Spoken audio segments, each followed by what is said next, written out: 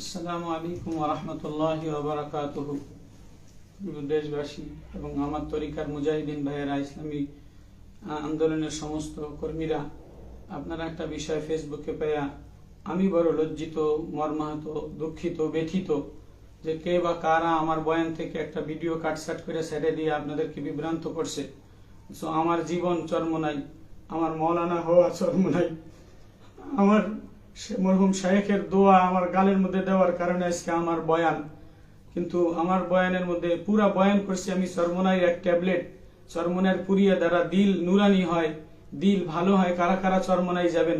পুরা 1-1.5 ঘন্টা বয়ান করছি। এটা মাঝখানে কোনো কথা প্রসঙ্গে যে চরমনাইয়ের মুরিদরাও চরমনাই খায় দেয় সবুরের ভোটের সময় ভোট পায় না, এটা বড় ব্যথিত হৃদয় নিয়ে আমি বলছি, দুঃখিত হৃদয় নিয়ে আমি বলছি যে কি হইলো আমাদের।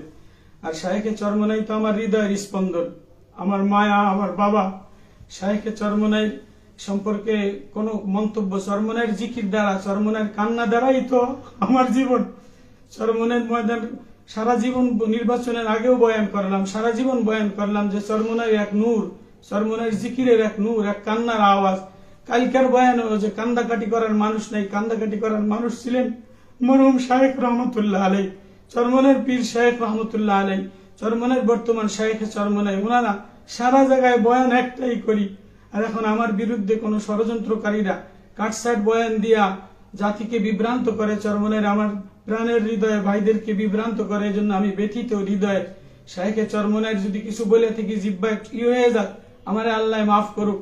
আমি এত কথা প্রসঙ্গে বলছি যে আমি তো আর নির্বাচন বুঝি না, ফেসবুক বুঝি না, রাজনীতি বুঝি না।